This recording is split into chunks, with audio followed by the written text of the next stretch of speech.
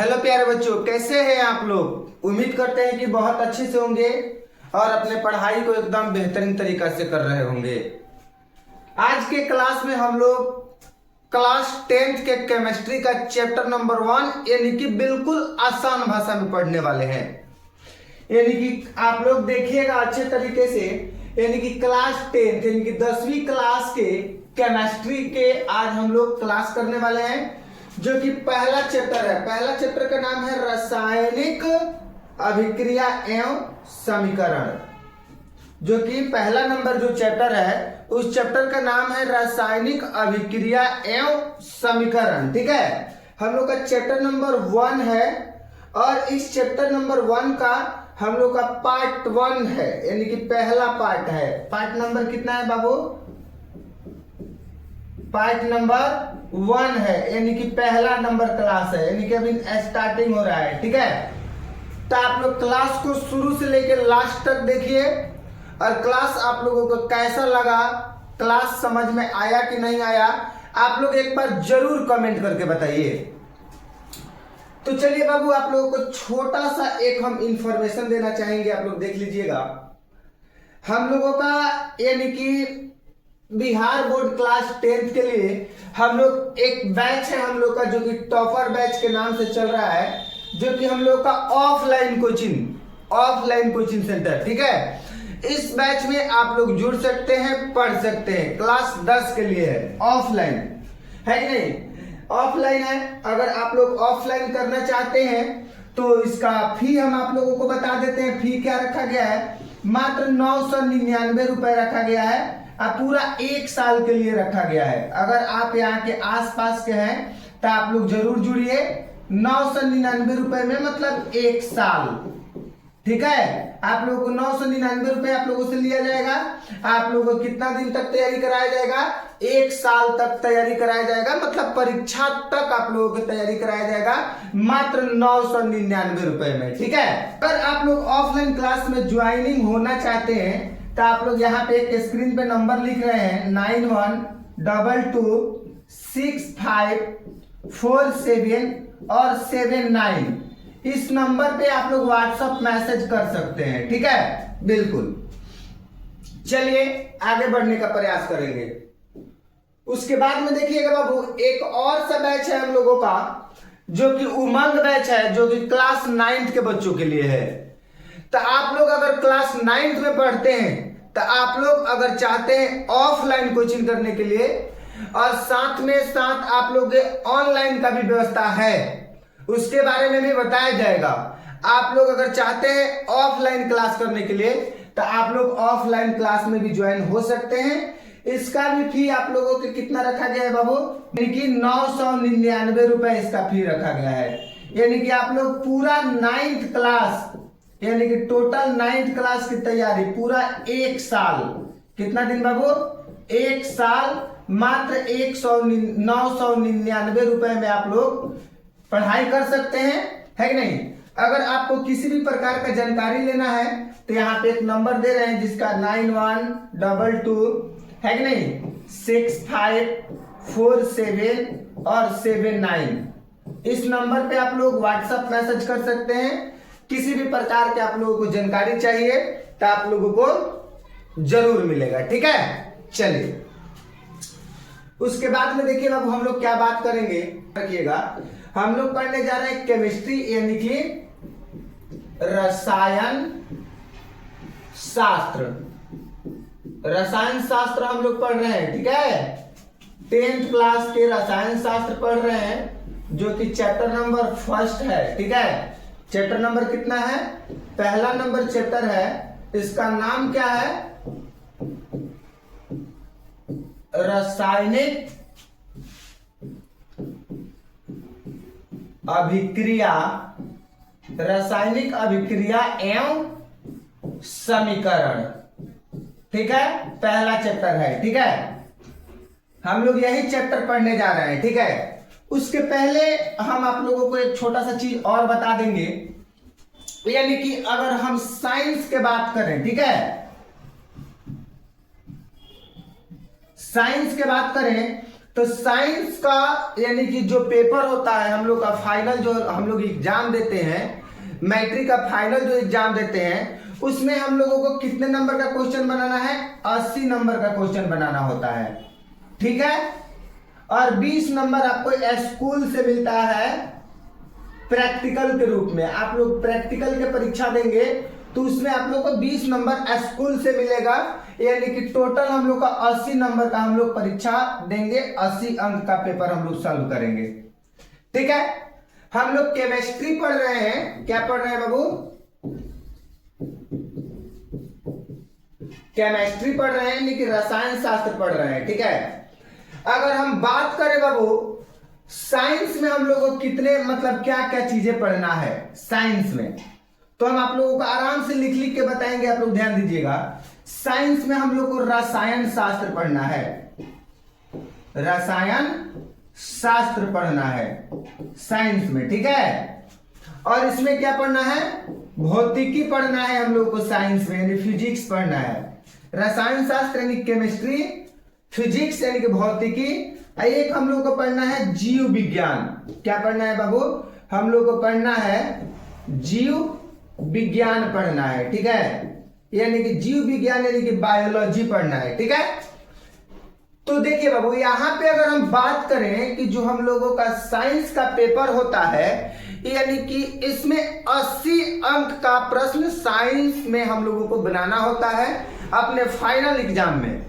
तो अगर हम बात करें फिजिक्स, केमिस्ट्री और बायोलॉजी के, तो केमिस्ट्री में से मतलब कि जो केमिस्ट्री है, केमिस्ट्री से हम लोग एग्जाम में 27 नंबर के सवाल पूछे जाते हैं। बिल्कुल, केमिस्ट्री से कितने नंबर के सवाल पूछे जाते हैं बाबू? 27 नंबर के सवाल आप लोगों को केमिस्ट्री से पूछे जाते हैं, ठीक है, याद रखिएगा। अगर फिजिक्स से बात करें तो फिजिक्स से 26 नंबर के सवाल हम लोगों के एग्जाम में पूछे जाते हैं, ठीक है। अगर हम बायोलॉजी से बात करें तो बायोलॉजी से भी 26 अंक का सवाल पूछे जाते हैं। इस चीज को आप लोग ध्यान रखिएगा, इस चीज को आप लोग ध्यान रखिएगा बाबू कि आप लोगों को केमिस्ट्री जो है यानी कि पहला नंबर चैप्टर बता ही दिए, और आप लोगों को हम बताए हुए हैं, क्या बताए हुए हैं, यानी कि जो साइंस है, साइंस में हम लोग को 3 किताबें पढ़ना है, एक फिजिक्स पढ़ना है, भौतिकी यानी कि रसायन शास्त्र पढ़ना है, और भौतिकी पढ़ना है, और जीव विज्ञान पढ़ना है, ठीक है। रसायन शास्त्र से हम लोग एग्जाम में 27 नंबर का सवाल पूछे जाते हैं। कितने नंबर का पूछे जाते हैं? 27 नंबर का। भौतिकी से 26 नंबर का सवाल पूछे जाते हैं, और जीव विज्ञान से क्या पूछे जाते हैं? 26 नंबर के सवाल पूछे जाते हैं, ठीक है। आप लोग इतना याद रखिएगा बाबू, ठीक है ना। देखिए, ठीक है, फिजिक्स से 27 नंबर का, तो यहां पे हो जाएगा 27 और फिर 27 और 26, ठीक है। तो कितना हो गया आप लोग देखेंगे, 7 7 14, और 14 और 6 कितना होता है? 20 के 0 हाथ में लगा 2, तो 2 4 6, ये 2 कितना हो गया? 8, यानी कि टोटल कितने नंबर हुए? 80 नंबर हुए। और स्कूल से कितना नंबर मिल रहा है? तो 20 नंबर मिल रहा है। तो इसमें 80 में हम लोग 20 जोड़ेंगे, 80 में क्या करेंगे? 20 को जोड़ेंगे, तो टोटल कितना नंबर हुआ? 100 नंबर हुआ, ठीक है। तो आज के क्लास में बाबू हम लोग केमिस्ट्री पढ़ने वाले हैं, और केमिस्ट्री का पहला नंबर चैप्टर पढ़ने वाले हैं, रासायनिक अभिक्रिया एवं समीकरण, ठीक है। हम लोग का केमिस्ट्री से टोटल 27 नंबर परीक्षा में पूछे जाते हैं। आप लोग याद रखिएगा, ठीक है। केमिस्ट्री है, इस केमिस्ट्री से रासायनिक अभिक्रिया एवं समीकरण चैप्टर से कितने अंक के सवाल पूछे जाते हैं? यानी कि जो चैप्टर है हम लोग को रासायनिक अभिक्रिया, ध्यान देंगे दोस्त, रासायनिक अभिक्रिया एवं समीकरण, ठीक है, रासायनिक अभिक्रिया एवं समीकरण, ठीक है, चैप्टर से कितना अंक का सवाल है कि नहीं? परीक्षा में पूछे जाते हैं। ध्यान दीजिएगा, ये जो रासायनिक अभिक्रिया एवं समीकरण जो पहला नंबर चैप्टर है, इस चैप्टर से हम लोग को परीक्षा में कितने अंक का सवाल पूछे जाते हैं। ठीक है, आप लोग इस चीज को ध्यान में रखिएगा। अगर हम बात करें ऑब्जेक्टिव के बारे में, ठीक है, आप लोग को बताए भी होंगे, तो ऑब्जेक्टिव यानी कि 1 गुने 3 यानी कि 3 नंबर का ऑब्जेक्टिव पूछे जाते हैं। कितने नंबर का ऑब्जेक्टिव पूछे जाते हैं बाबू? 3 नंबर का ऑब्जेक्टिव पूछे जाते हैं। अगर हम बात करें 2 अंकीय, इधर बता देंगे, आप लोग ध्यान रखिएगा, 2 अंकीय, तो 2 अंकीय प्रश्न जो है इस चैप्टर से यानी कि 2 पूछे जाते हैं, यानी कि 2 दूना 4, यानी कि 4 3 टोटल कितना हुआ? 7 8 नंबर का सवाल इस चैप्टर से पूछे जाते हैं ऑल ओवर।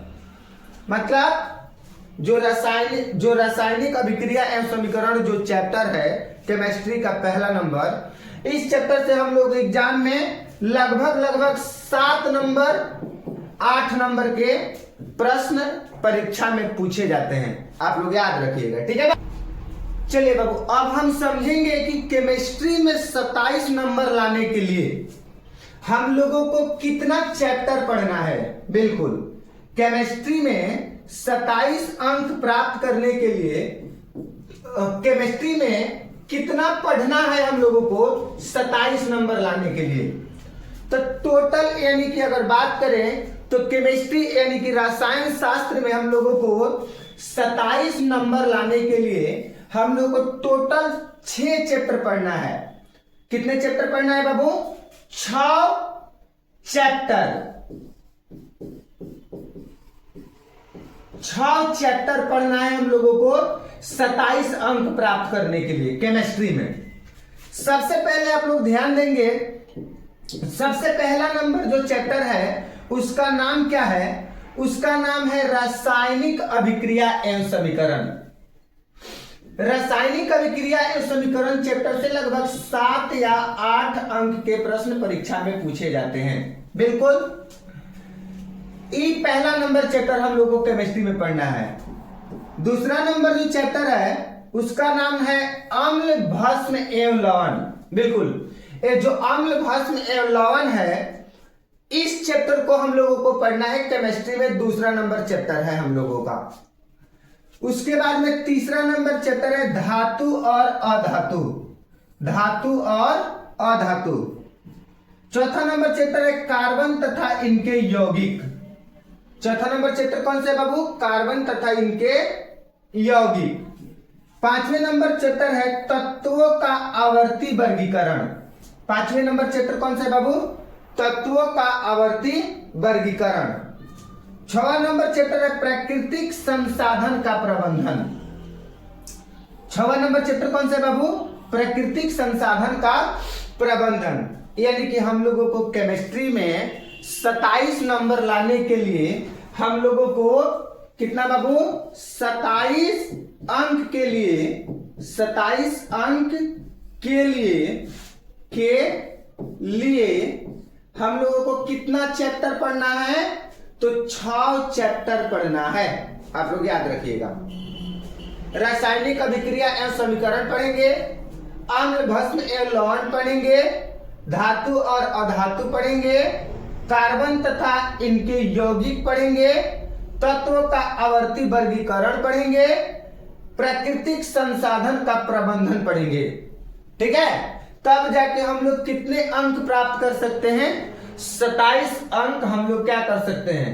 प्राप्त कर सकते हैं केमिस्ट्री से। ठीक है दोस्त, चलिए ध्यान से समझिएगा, एक एक पॉइंट को समझना है आप लोगों को अच्छे तरीका से, है कि नहीं।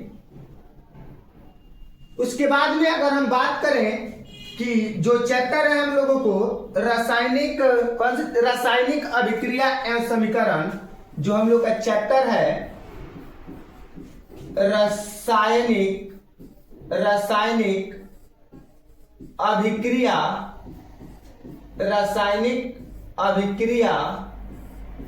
एवं समीकरण, इस चैप्टर में हम लोगों को कौन कौन सा टॉपिक पढ़ना है, मतलब इस चैप्टर में हम लोगों को कौन कौन क्या टॉपिक पढ़ना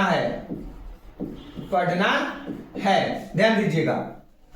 मतलब कि जो रासायनिक अभिक्रिया एवं समीकरण चैप्टर है हम लोग का पहला नंबर चैप्टर, इस चैप्टर में हम लोगों को कौन कौन से टॉपिक पढ़ना है, कितने टॉपिक पढ़ेंगे कि हम लोग 7-8 अंक इस चैप्टर से जो पूछे जाते हैं टोटल के टोटल हम लोग प्राप्त कर सकते हैं। बताइए कितने टॉपिक पढ़ेंगे कि टोटल के टोटल अंक हम इस चैप्टर से प्राप्त कर लेंगे। तो सबसे पहले नंबर बाबू, इस पहला नंबर चैप्टर में हम लोग को एक पहला टॉपिक पढ़ना है रासायनिक अभिक्रिया। कौन सा टॉपिक पढ़ना है बाबू? रासायनिक अभिक्रिया पढ़ना है। दूसरा नंबर टॉपिक जो है हम लोगों को इस चैप्टर में, जो कि दूसरा नंबर टॉपिक है इस चैप्टर में पढ़ना है अभिकारक प्रतिफल। कौन सा पढ़ना है? अभिकारक प्रतिफल पढ़ना है, ठीक है। जो तीसरा नंबर टॉपिक हम लोगों को इस चैप्टर में पढ़ना है, इसमें पढ़ना है रासायनिक अभिक्रियाओं की विशेषताएं। क्या पढ़ेंगे दोस्त? पहला नंबर टॉपिक में पढ़ेंगे रासायनिक अभिक्रिया और दूसरे नंबर टॉपिक में हम लोग पढ़ेंगे अभिकारक प्रतिफल। आप लोगों को हम बताएंगे ना तो आप लोग एकदम अच्छा से समझ लीजिएगा, आप लोग टेंशन मत लीजिए, समझिए हम क्या बता रहे हैं। तीसरा नंबर टॉपिक हम लोग इसमें पढ़ेंगे रासायनिक अभिक्रियाओं की विशेषताएं, ठीक है बाबू। चौथा नंबर टॉपिक हम लोग पढ़ेंगे रासायनिक समीकरण। जो चौथा नंबर टॉपिक है इसमें हम लोग क्या पढ़ेंगे? रासायनिक समीकरण। पांचवा नंबर जो टॉपिक है रासायनिक समीकरण लिखने का नियम। बिल्कुल, हम लोग रासायनिक समीकरण को कैसे लिखेंगे, रासायनिक समीकरण लिखने का नियम को हम लोग इसमें पढ़ेंगे। और छठा नंबर जो टॉपिक है इसमें हम लोग पढ़ेंगे संतुलित एवं असंतुलित रासायनिक समीकरण। छठा नंबर टॉपिक में क्या पढ़ेंगे बाबू? संतुलित एवं असंतुलित रासायनिक समीकरण पढ़ेंगे, ठीक है। और भी टॉपिक इसमें पढ़ेंगे हम लोग। आप लोग इतना टॉपिक को याद रखिएगा। पहला टॉपिक रासायनिक अभिक्रिया, दूसरा टॉपिक अभिकारक और प्रतिफल, तीसरा टॉपिक रासायनिक अभिक्रियाओं की विशेषताएं, चौथा टॉपिक रासायनिक समीकरण, पांचवें टॉपिक रासायनिक समीकरण लिखने का नियम और छठे टॉपिक जो है हम लोगों का संतुलित असंतुलित रासायनिक समीकरण, ठीक है। उसके बाद में हम लोग क्या पढ़ेंगे? सातवें नंबर टॉपिक में देखिएगा, सातवें नंबर टॉपिक में हम लोग पढ़ेंगे रासायनिक समीकरण को संतुलित करना। इसमें हम लोग रासायनिक समीकरण को संतुलित करने के बारे में हम लोग सीखेंगे, ठीक है। उसके बाद में हम लोग आठवें नंबर टॉपिक में पढ़ने वाले हैं रासायनिक समीकरण के उपयोग से लाभ। मतलब कि रासायनिक समीकरण के उपयोग से हम लोगों को कौन कौन से लाभ हो सकते हैं इसके बारे में हम लोग इसमें पढ़ेंगे। उसके बाद में पढ़ेंगे रासायनिक समीकरण को अधिक उपयोगी बनाना। हम लोग इसमें ये भी पढ़ेंगे कि रासायनिक समीकरण को हम लोग और अधिक उपयोगी कैसे बना सकते हैं। रासायनिक समीकरण को हम लोग और अधिक उपयोगी कैसे बना सकते हैं, इसमें हम लोग पढ़ेंगे। किसमें? चैप्टर नंबर 1 के टॉपिक नंबर 9, यानी कि चैप्टर नंबर 1 के टॉपिक नंबर 9 में हम लोग क्या पढ़ेंगे? रासायनिक समीकरण को अधिक उपयोगी बनाना। अगर टॉपिक नंबर 10 के बात करें तो इसमें पढ़ेंगे रासायनिक अभिक्रिया के प्रकार। इसमें हम लोग क्या पढ़ेंगे बाबू? रासायनिक अभिक्रिया के प्रकार। कौन कौन से रासायनिक अभिक्रिया होते हैं, है कि नहीं? ऊष्माक्षेपी रासायनिक, ऊष्माक्षेपी, ऊष्माशोषी, बहुत प्रकार के आप लोगों को रासायनिक अभिक्रिया के बारे में हम यहाँ पे बताएंगे, ठीक है। उसके बाद में 11 नंबर टॉपिक में हम लोग पढ़ेंगे दहन और ज्वाला। 11 नंबर टॉपिक में हम लोग क्या पढ़ेंगे? दहन और ज्वाला। 12 नंबर टॉपिक में पढ़ेंगे हम लोग द्रवीभूत पेट्रोलियम गैस। 12 नंबर टॉपिक में हम लोग क्या क्या पढ़ेंगे बाबू? द्रवीभूत पेट्रोलियम गैस के बारे में पढ़ेंगे, ठीक है। तब जाके हमारा क्या होगा बाबू, आप लोग फटाफट से कमेंट करके बता दीजिए। यहां तक हम 12 टॉपिक जब जाके क्लियर करेंगे, 12 टॉपिक जब हम पढ़ेंगे तब जाके हमको कितना अंक मिलेगा? 7 या 8 अंक प्राप्त होगा, ठीक है। आज जब हम आप लोगों को 12 के 12 जब टॉपिक पढ़ा देंगे एकदम बेहतरीन तरीका से, मतलब कि एकदम आसान भाषा में, आप लोगों को महसूस ही नहीं होगा कि हम पढ़ रहे हैं, एकदम सुंदर से आप लोगों को समझाएंगे, ठीक है। जब 12 के 12 टॉपिक हम लोग क्लियर कर लेंगे तो चैप्टर नंबर 1 से आप लोगों के परीक्षा में अगर कहीं से भी प्रश्न पूछेगा ना तो हम वादा करते हैं कि आप लोग छोड़ के नहीं आइएगा, है कि नहीं। लेकिन उसके लिए आप लोगों से हम बस एक ही चीज चाहेंगे कि आप लोग जब भी क्लास करें एकदम क्लास को शुरू से लेकर लास्ट तक करें, एकदम बढ़िया तरीका से, विधिवत तरीका से करें। कॉपी और पेन को पास में लेके बैठना है और लिखते चलना है। कोई भी किसी भी प्रकार का डाउट नहीं छोड़ेंगे हम, किसी भी प्रकार को आप लोगों को डाउट होने भी नहीं देंगे, ठीक है। चलिए उसके बाद में देखिएगा क्या हम लोगों को करना है। सबसे पहले थोड़ा सा हम लोग केमिस्ट्री पढ़ रहे हैं तो केमिस्ट्री के बारे में थोड़ा सा इंफॉर्मेशन लेंगे, केमिस्ट्री के बारे में थोड़ा जानकारी लेंगे हम लोग। देखिए जो रसायन है ना, जो रसायन शास्त्र है, रसायन जो शब्द है वो 2 शब्दों से मिलकर बना हुआ है, एक रस और एक आयन, तब जाके मिला हुआ बना है रसायन। रसायन जो शब्द है 2 शब्दों के मेल से बना हुआ है, एक रस और दूसरा आयन, तब जाके क्या बना है बाबू? रसायन बना है, ठीक है। रस जो शब्द है, रस शब्द जो है संस्कृत भाषा से लिया गया है। आप लोग याद रखिएगा कि रसायन में जो रस शब्द है वो किस भाषा से लिया गया है बाबू? तो संस्कृत भाषा से लिया गया है। किस भाषा से लिया गया है? एक एक पॉइंट को क्लियर करते चलना है। एक पॉइंट आप लोगों को बताना इसलिए जरूरी है, जब आप 10वीं के बाद में 11वीं करेंगे, 12वीं करेंगे और जब आप पास करके आगे जाएंगे तो आप कोई कॉम्पिटिटिव लेवल का एग्जाम देंगे, कॉम्पिटिटिव लेवल का, जैसे बिहार पुलिस का, आर्मी का, मतलब नौकरी के लिए कोई भी अगर आप एग्जाम देते हैं तो वहां पे इस प्रकार के सवाल पूछे जाते हैं। तो हम सोचे क्यों ना जब बच्चों को केमिस्ट्री पढ़ा रहे हैं तो केमिस्ट्री में हम लोग कुछ मतलब केमिस्ट्री के बारे में कुछ जानकारियां दे दें, समझे। तो आप लोग इसको भी अपने अपने फिगर में लिखिएगा, इसको भी आप लोगों को अपनी कॉपी में लिखना है, एकदम बेहतरीन तरीका से समझना है। यानी कि रस शब्द संस्कृत भाषा से लिया गया है जिसका अर्थ है स्वाद या तरल पदार्थ। रस का अर्थ क्या होता है बाबू? रस का अर्थ होता है स्वाद, स्वाद या तरल, स्वाद या तरल पदार्थ। रस का अर्थ होता है स्वाद या तरल पदार्थ। रस का अर्थ क्या होता है? स्वाद या तरल पदार्थ। आप लोग याद रखिएगा, ठीक है। देखिए अगर हम आयन के बारे में बात करें, आयन, तो आयन शब्द यूनानी भाषा से लिया गया है। जो आयन शब्द है, आयन, रस के बारे में तो बात की हम लोग, आयन के बारे में बात कर रहे हैं। आयन जो शब्द है वो जो है ना यूनानी भाषा से लिया गया है। किस भाषा से लिया गया है?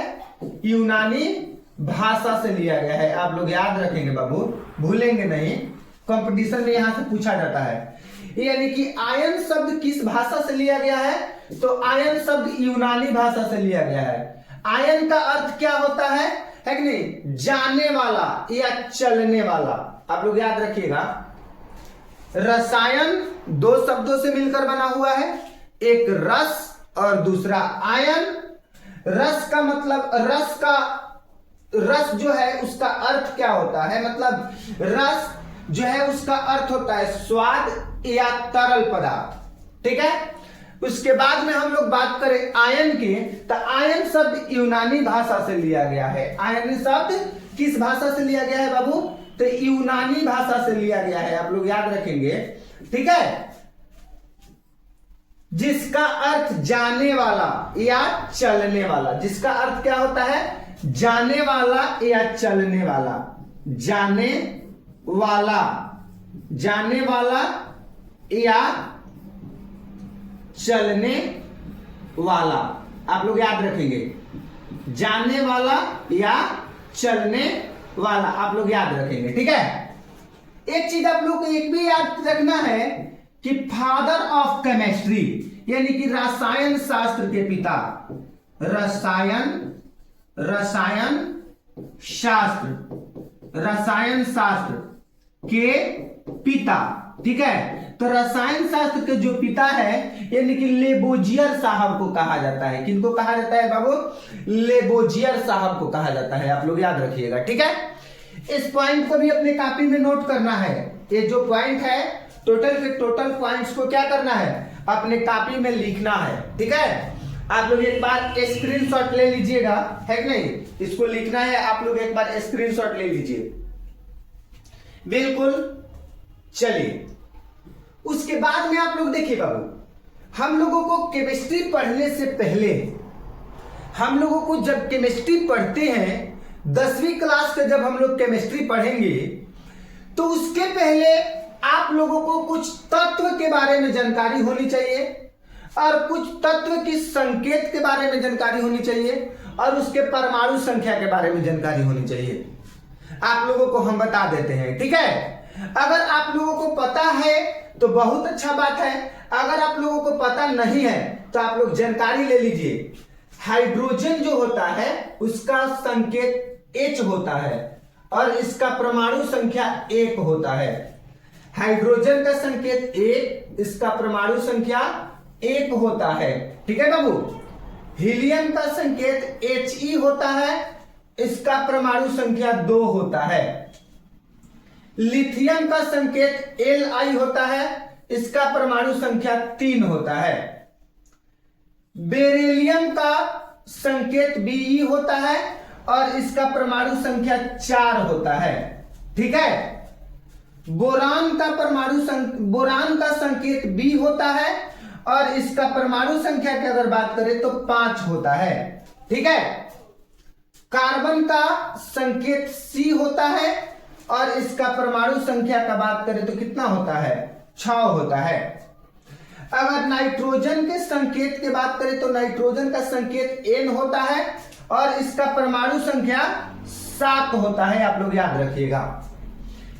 इस मतलब कि ये टॉपिक को आपको उतना ज्यादा मतलब जरूरी है जानना जितना ज्यादा ये मछली के लिए पानी की जरूरत है, ठीक है बाबू।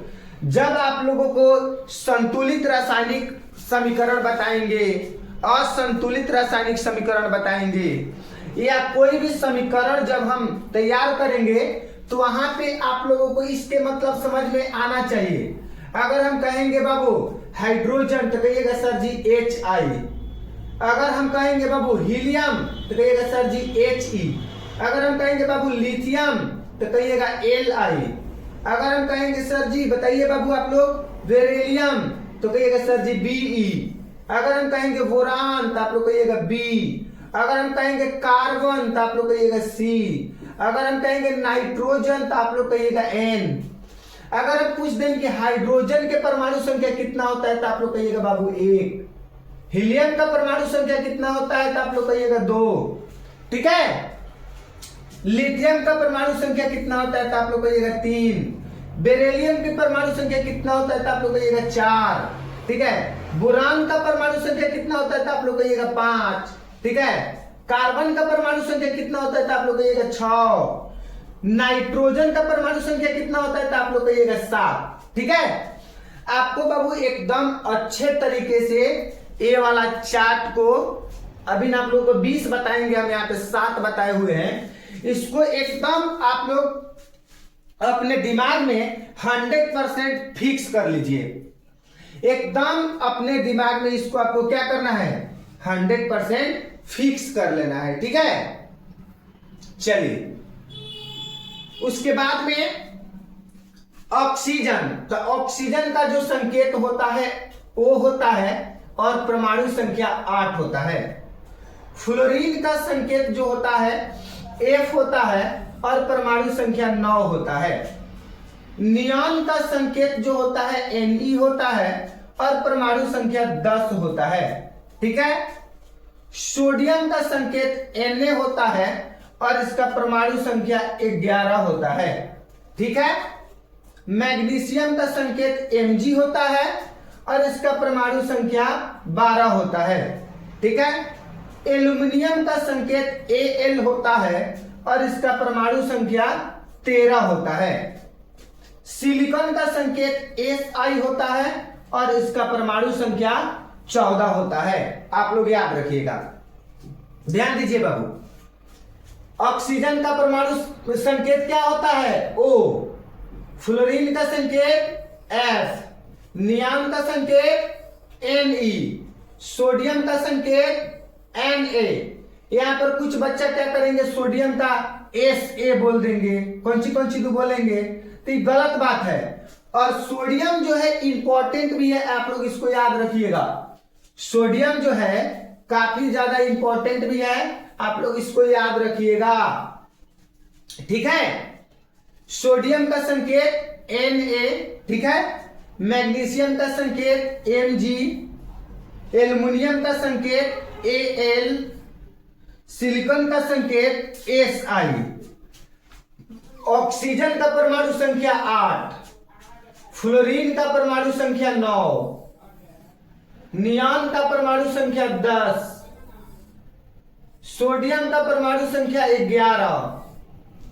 मैग्नीशियम का परमाणु संख्या 12 है कि नहीं? मैग्नीशियम का परमाणु संख्या कितना है बाबू? 12 है। एल्युमिनियम का 13। एल्युमिनियम का 13 और सिलिकॉन का 14। आप लोग याद रखिएगा बिल्कुल। Oxygen, fluorine, neon, sodium, magnesium, aluminium, silicon. ठीक है। आप लोग यहां तक याद रखिएगा। ठीक है। अपने कॉपी में लिख लीजिएगा। अब बार बार इसको आप लोग रिवीजन कीजिएगा और बार बार आप लोग इसको पढ़िएगा। ठीक है बाबू, एकदम अच्छे तरीका से याद होना चाहिए, ताकि जब हम चैप्टर नंबर 1 में बढ़ेंगे तो आप लोगों को किसी प्रकार का दिक्कत नहीं होना चाहिए। चलिए, उसके बाद में देखिए तत्व के बारे में अगर हम बात करें और इसके संकेत के बारे में बात करें, परमाणु संख्या के बारे में बात करें और आगे। ठीक है। फास्फोरस, फास्फोरस के P होता है। ठीक है। इसका परमाणु संख्या 15 होता है।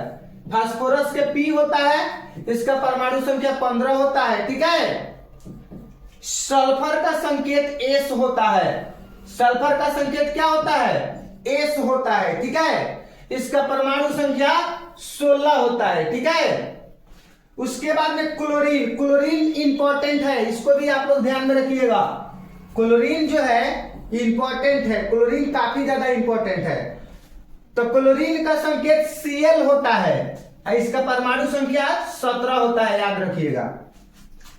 आर्गन के बारे में बात करें तो आर्गन का संकेत Ar होता है। आर्गन का संकेत Ar और परमाणु संख्या 19। आर्गन का संकेत Ar, परमाणु संख्या 19। पोटेशियम, पोटेशियम का K होता है, याद रखिएगा। पोटेशियम का K, परमाणु संख्या 19। ठीक है। कैल्शियम के बारे में बात करें तो कैल्शियम का Ca होता है। ठीक है। और परमाणु संख्या कितना होता है? 20 होता है। कैल्शियम का Ca होता है और परमाणु संख्या 20 होता है। ठीक है। आप लोग याद रखिएगा बाबू, ध्यान से समझिए। यहां से एक बार आप लोगों को फिर से दिखाना चाहेंगे। हाइड्रोजन, हाइड्रोजन का H, परमाणु संख्या 1।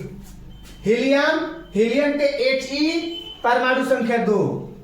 लिथियम, लिथियम के Li, परमाणु संख्या 3। बेरिलियम, बेरिलियम के Be, परमाणु संख्या 4। बोरान, बोरान के B, परमाणु संख्या 5। कार्बन, कार्बन के C, परमाणु संख्या 6।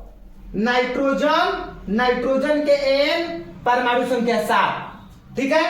Hydrogen, helium, lithium, beryllium, boron, carbon, nitrogen. आप लोग याद रखिएगा कैसे?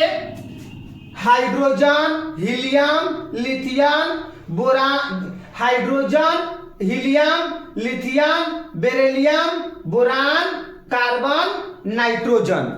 इस प्रकार से आप लोग याद रखिएगा।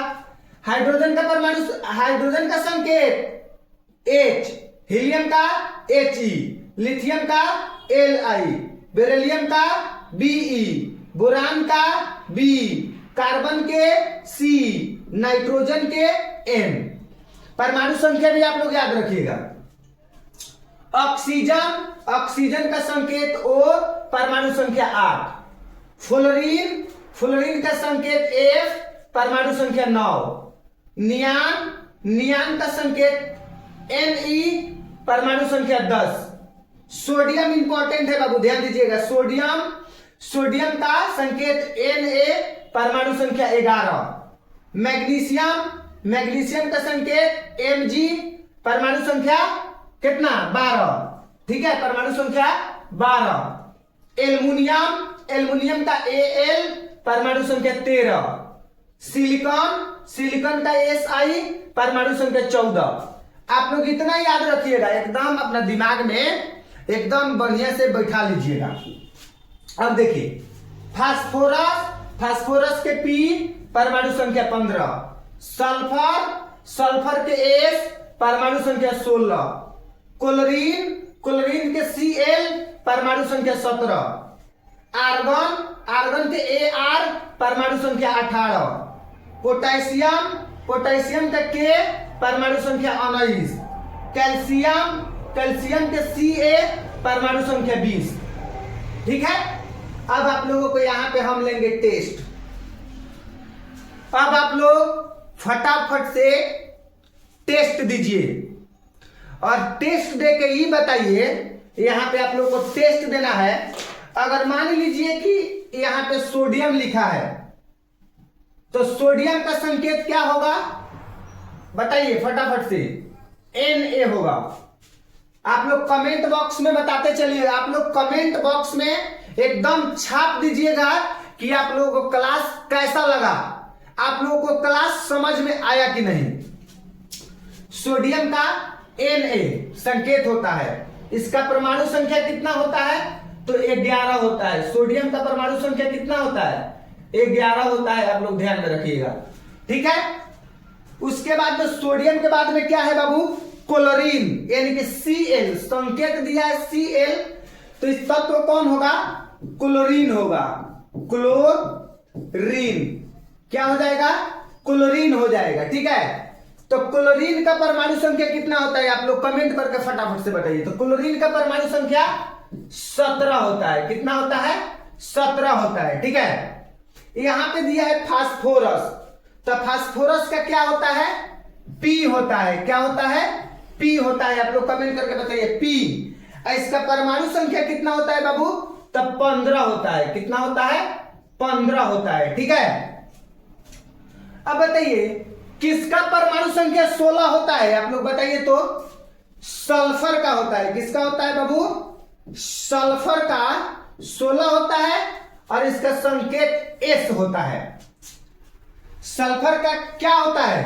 16 होता है और इसका संकेत क्या होता है? S होता है।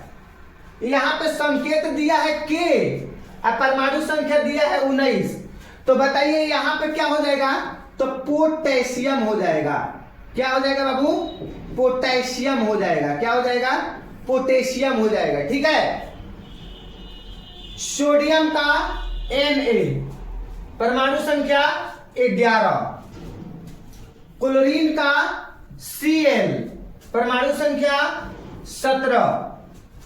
फास्फोरस का P, परमाणु संख्या 15, ठीक है। सल्फर का S, परमाणु संख्या 16, ठीक है। पोटेशियम का K, परमाणु संख्या 19। आप लोग का टेस्ट लिया गया यहां पे, ठीक है। आप लोग टेस्ट में 100 में से कितने अंक प्राप्त किए आप लोग कमेंट बॉक्स में एकदम जरूर बताइएगा। हम आप लोगों को कमेंट को पढ़ते हैं और देखेंगे कि कौन बच्चा कितना नंबर मतलब 100 में किया। ठीक है, बिल्कुल। उसके बाद में देखिए बाबू, इतना आप लोगों को ध्यान में रखना है। तब हम लोग क्या पढ़ेंगे, एक क्वेश्चन सॉल्व करेंगे, छोटा सा क्वेश्चन है। परिवर्तन यानी कि चेंज कितने प्रकार के होते हैं वर्णन करें। मतलब परिवर्तन के बारे में बात किया जा रहा है। परिवर्तन, परिवर्तन मतलब चेंज।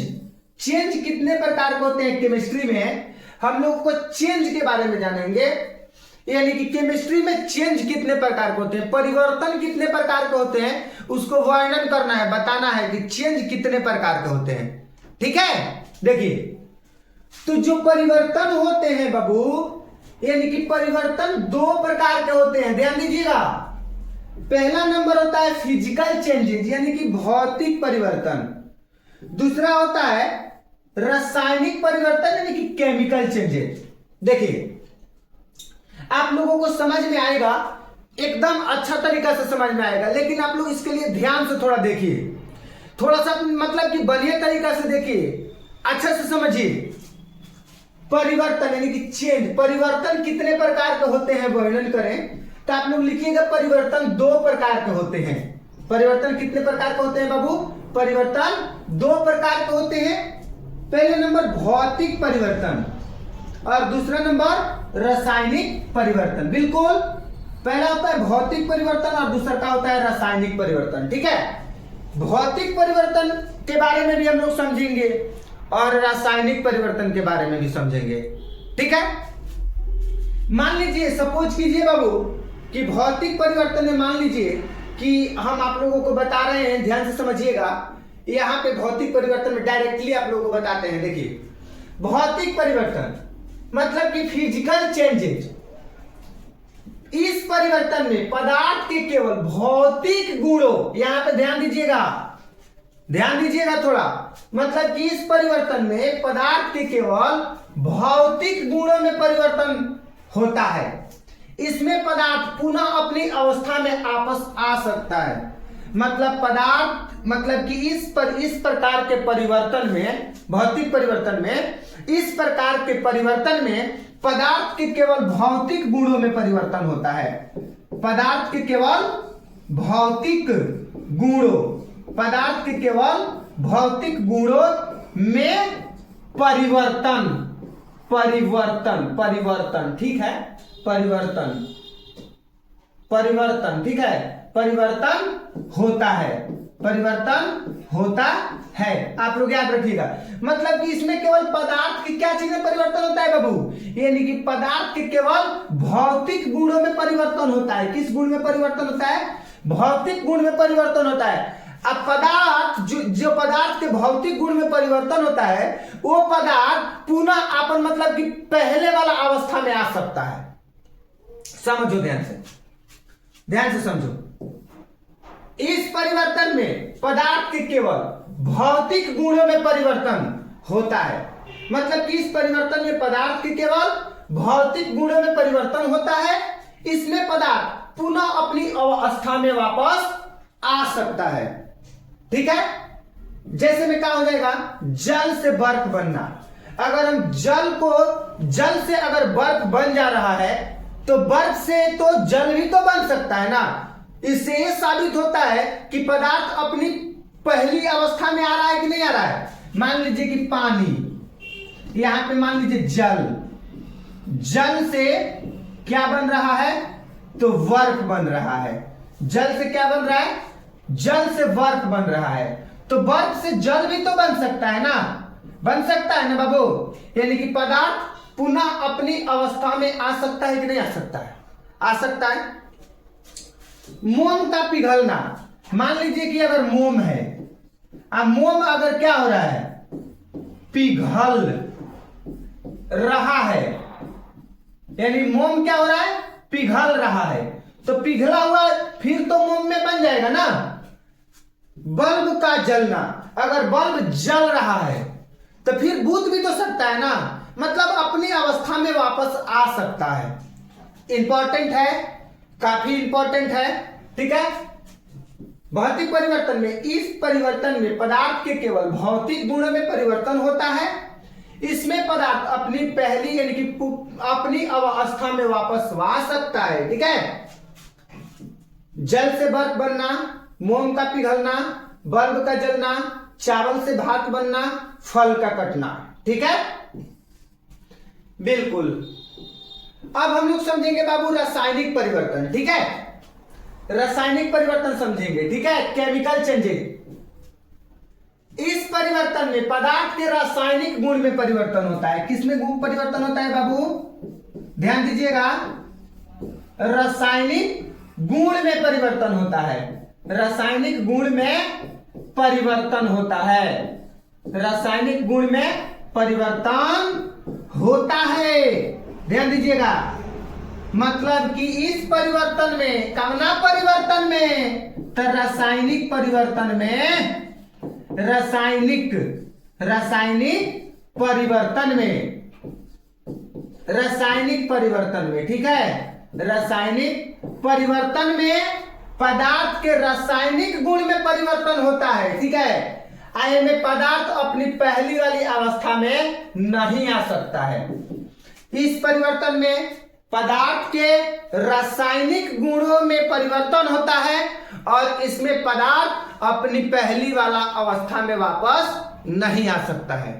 अब भौतिक परिवर्तन में पहला वाला अवस्था में आ सकता है और रासायनिक परिवर्तन में पहले वाला अवस्था में नहीं आ सकता है। अब भौतिक परिवर्तन में पदार्थ के भौतिक गुण में परिवर्तन होता है और रासायनिक परिवर्तन में पदार्थ के रासायनिक गुण में परिवर्तन होता है। बोलो बबुआ, समझ में आया है ना। कागज का जलना, अगर कागज को हम लोग जला देंगे तो क्या जब हम कागज को जला देंगे तो मतलब कि पुनः फिर कागज बन सकता है? नहीं बन सकता है, ठीक है। भोजन का पचना, अगर भोजन पच जाएगा तो क्या वही फिर वैसा पहले जैसा लगेगा, फील होगा? नहीं होगा। दूध से अगर हम दही बना देते हैं तो क्या दही को पुनः दूध में ला सकते हैं? नहीं ला सकते हैं। श्वसन, सांस लेना भी एक प्रकार का रासायनिक परिवर्तन है। लोहे में जंग लगना, क्या अगर लोहे में जंग लग जाएगा अच्छा तरीका से तो क्या पुनः वे अपनी अवस्था में आ सकता है? नहीं आ सकता है, ठीक है बाबू। तो आप लोग यहां तक जो क्लास कराए हुए हैं उसको आप लोग अपने कॉपी में लिखिए और लिखने के बाद में इसका प्लेलिस्ट बन जाएगा। आप लोग को प्लेलिस्ट में है, आप लोगों को इसके बाद वाला यानी कि सेकंड पार्ट, थर्ड पार्ट, ऐसे ऐसे करके आप लोग को टोटल केमिस्ट्री, टोटल मैथ यानी कि टोटल क्लास 10 की तैयारी करने वाले यानी कि क्लास 10th की बच्चे जो हैं उन लोगों की तैयारी एकदम आसान भाषा में, एकदम पूरा मजबूती के साथ, पूरा विश्वास के साथ और पूरा शक्ति के साथ हम लोग और आप लोग भी मिलकर तैयारी करेंगे और 2026 में एकदम झंडा लहराना है, एकदम झंडा लहराना है, ठीक है। अगर आप में से कोई भी बच्चा अगर ऑफलाइन क्लास में ज्वाइनिंग होना चाहता है तो उसके लिए नंबर है 91226547 और 79। इस पे व्हाट्सएप मैसेज कीजिए। ऑफलाइन के लिए, ऑफलाइन एंड ऑनलाइन दोनों के लिए, ठीक है। मिलते हैं हम लोग अब नेक्स्ट क्लास में। तब तक सभी प्यारे बच्चों को नमस्कार, जय हिंद।